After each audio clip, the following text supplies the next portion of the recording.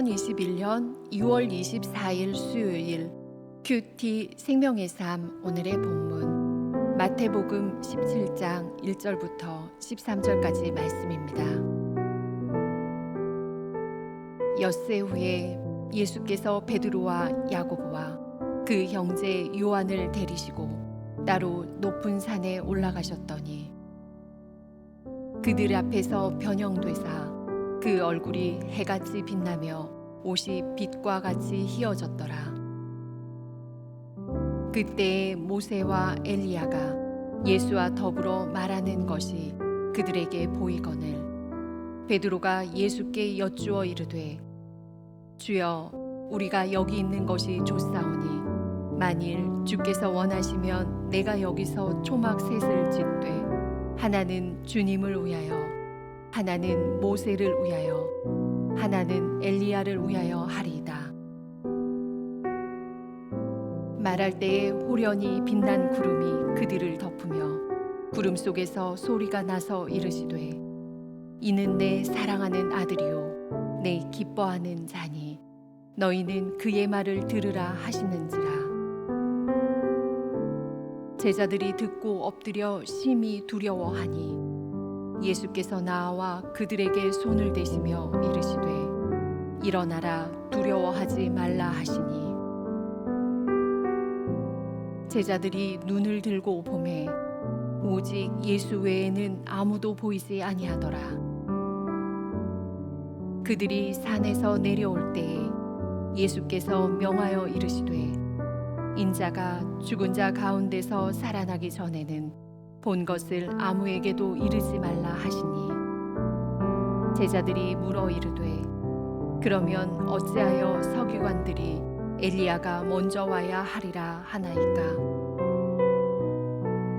예수께서 대답하여 이르시되 엘리야가 과연 먼저 와서 모든 일을 회복하리라. 내가 너희에게 말하노니 엘리야가 이미 왔으되 사람들이 알지 못하고 임의로 대우하였도다. 인자도 이와 같이 그들에게 고난을 받으리라 하시니 그제서야 제자들이 예수께서 말씀하신 것이 세례 요한인 줄을 깨달으니라. 아멘.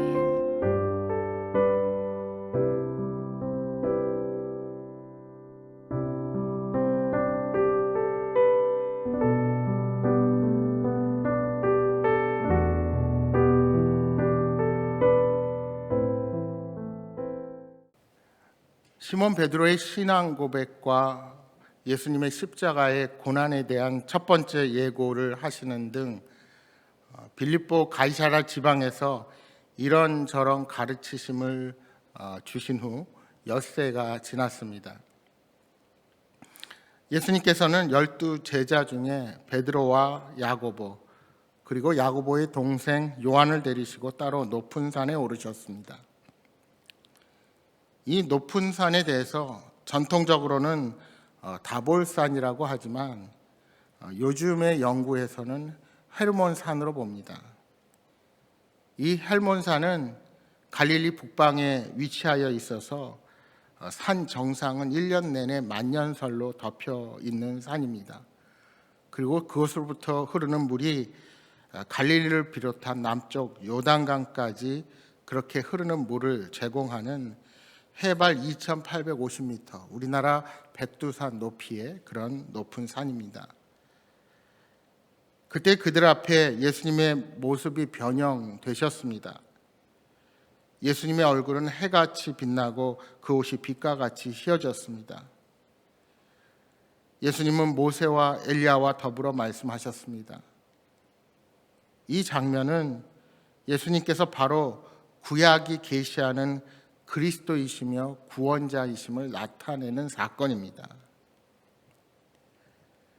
베드로는 여기 있는 것이 좋으니 예수님과 모세와 엘리야를 위해 초막을 짓겠다고 말합니다.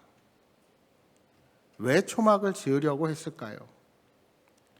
그것은 그들이 계속해서 그곳에 머물러 있기 위해서였을 것입니다. 그러나 왜 그곳에 그들이 머무르려고 했는지 잘 알 수는 없습니다.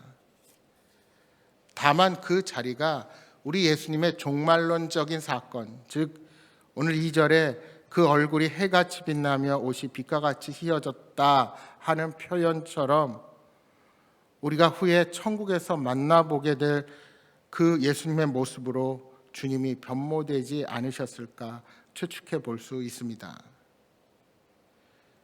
중요한 것은 모세와 엘리야가 예수님을 그리스도로 인정하고 증언했다는 사실입니다. 모세는 시내 산에서 만난 하나님을 다시 만났습니다. 엘리야는 갈멜산에서 만난 하나님을 다시 만난 사람입니다. 여러분, 지금도 유대인들은 신약 성경을 믿지 않고 메시아를 아직 기다리고 있습니다. 따라서 유대인들에게 기독교는 구약 성경의 뿌리에서 떨어져 나간 이단에 불과하다고 생각할 것입니다. 그러나 사실은 기독교가 뿌리에서 떨어져 나온 것이 아닙니다.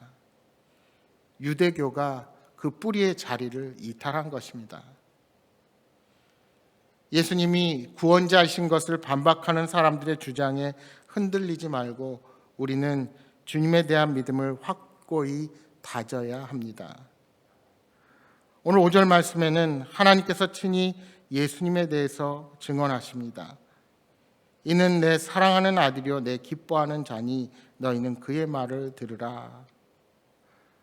하나님의 음성을 들은 제자들은 크게 두려워하며 땅에 엎드립니다. 그리고 예수님께서는 그들에게 손을 대시며 두려워하지 말라고 말씀해 주셨습니다. 이 하나님의 말씀은 신명기 18장 15절에 모세의 말을 생각나게 하는 말씀입니다. 내 하나님 여호와께서 너희 가운데 내 형제 중에서 너를 위하여 나와 같은 선지자 하나를 일으키시리니 너희는 그의 말을 들을지니라. 결국 구약의 예언이 성취되고 있는 것입니다. 사실 우리가 본 마태복음 16장에서 베드로는 예수님에 대한 신앙 고백을 하고도 주님께서 순환의 길을 말씀하시자 자신이 기대한 메시아와 다르다는 것 때문에 예수님께 항변했습니다. 이러한 상황 속에서 이 음성을 들은 제자들은 자신들의 뜻이나 기대와 다르더라도 예수님의 말씀에 귀를 기울이고 순종해야 할 이유를 분명히 알게 된 것입니다. 하나님께서는 예수님의 순환 예고 후에 제자들을 변화산으로 이끄심으로 말미암아 당신께서 진정으로 메시아로 가야 할 길이 무엇인지 제자들이 친히 깨닫도록 해 주신 것입니다. 아마 우리들도 제자들처럼 하나님의 선포를 직접 들었다면 두려워하며 땅에 엎드리게 되었을 것입니다.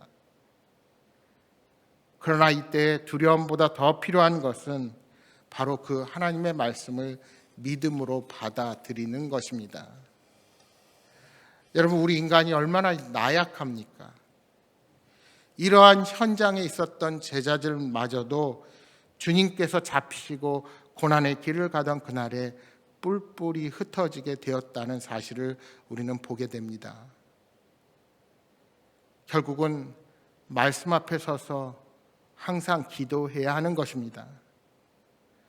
하나님의 음성을 직접 들었던 제자들이 예수님의 고난의 현장에서 흩어졌던 것처럼 우리들도 그렇게 연약하기에 날마다 말씀을 통하여 하나님의 임재를 우리들의 삶의 현장에서 경험하도록 깨어서 기도해야 하는 것입니다. 너희는 그의 말을 들으라 했던 하나님의 명령에 따라 예수님의 말씀 앞에 늘 겸손히 순종하며 살아가시기를 바랍니다. 이제 9절을 보십시오. 그들이 산에서 내려올 때 예수께서 명하여 이르시되 인자가 죽은 자 가운데서 살아나기 전에는 본 것을 아무에게도 이르지 말라 하시니, 산을 내려오면서 예수님은 제자들에게 당부하셨습니다. 자신이 부활하기 전까지 그날 본 것을 아무에게도 말하지 말라는 것입니다. 예수님께서 왜 제자들에게 침묵을 명하실까요? 그것은 한시적인 명령입니다. 예수님은 대중들의 오해를 피하기 위해 십자가에 오르시고 죽은 자 가운데서 살아나실 때까지 제자들에게 침묵을 명하시는 것입니다. 이제 제자들은 왜 서기관들이 엘리야가 먼저 와야 한다고 말하는지를 질문합니다. 예수님은 메시아 전에 엘리야가 오리라는 예언이 세례 요한을 통해 이루어졌음을 말씀하십니다. 여러분 12절에 이렇게 말씀하십니다.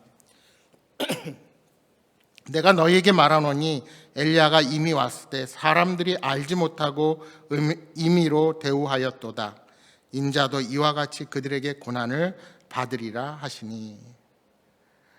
그렇습니다. 아무리 예언이 성취되어도 그것을 받아들일 준비가 되어 있지 않으면 어리석은 자처럼 행동하게 되는 것입니다.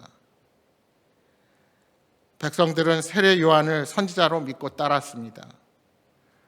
그러나 바리새인과 서기관들은 세례 요한을 무시했고 오히려 종교적 경쟁 대상자로 견제했습니다.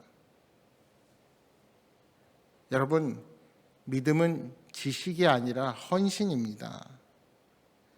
준비하지 않으면 깨닫지 못합니다. 교만하게 자신의 의와 뜻으로 미리 만든 자신들의 생각만의 메시아를 기다리다가 그를 예비할 엘리야가 온지도 메시아가 온지도 모르고 살아가는 어리석은 자들의 모습을 우리가 보게 되는 것입니다. 여러분, 믿음으로 이어지지 않는 지식은 헛개비에 불과합니다. 우리의 믿음은 종교적인 지식이나 교양이 아니라 우리들의 삶 전체를 건 헌신이어야 합니다. 주님이 우리의 주, 우리의 그리스도라고 진심으로 믿는다면 삶으로 그분을 섬기고 따라가는 자들이 되어야 할 것입니다. 유대인들은 구약 성경을 지식적으로는 잘 알았지만 예수님이 이 땅에 오심으로 그 예언이 성취되었다는 사실을 끝내 깨닫지 못했습니다. 바라기는 하나님께서 저와 여러분의 영적인 눈을 밝혀주시기를 간구합니다. 그렇다면 오늘 저와 여러분의 변화산 사건은 무엇일까요? 바로 이렇게 말씀을 묵상할 때 하나님께서 영적인 눈을 뜨게 해 주시는 것입니다. 말씀을 밝히 깨닫게 해 주셔서 우리가 주님을 온전히 따라갈 수 있도록 이끌어 주시는 것입니다. 베드로가 여기가 좋다고 초막 셋을 짓자고 했을 때 주님은 그 뜻을 들어주시지 않으셨습니다. 왜냐하면 아직 산에 내려와서 해야 할 사명이 남아 있었기 때문입니다. 중요한 것은 계속해서 우리의 삶 가운데 역사하시는 하나님과 동행하며 최선을 다한 믿음의 경주를 벌이는 것입니다. 그렇게 우리 각자의 자리에서 맡은 바 역할을 감당해 나아갈 때 우리는 주님의 때에 해같이 빛나는 주님의 얼굴을 그 나라에서 만나 뵙게 될 것입니다. 사랑하는 여러분, 오늘도 그 믿음으로 승리하는 복된 하루가 되시기를 주님의 이름으로 축복합니다. 오늘 주신 말씀 생각하면서 함께 기도하겠습니다. 주님, 영광스러운 하나님 나라에서 주님의 얼굴을 대할 날을 기대하며 주어진 자리에서 복음의 사명을 잘 감당하게 하여 주옵소서 하고 기도하시기 바랍니다. 또 기도하신 것처럼 오늘은 수요일로 수요 예배가 있습니다. 분주한 삶을 잠시 내려놓고 아버지 하나님을 예배할 때 성령의 은혜를 우리에게 충만히 내려 주옵소서 하고 기도하시기 바랍니다. 또 오늘 여러분 간절히 가져오신 기도 제목 놓고 기도하시다가 돌아가시기 바랍니다. 함께 기도하겠습니다.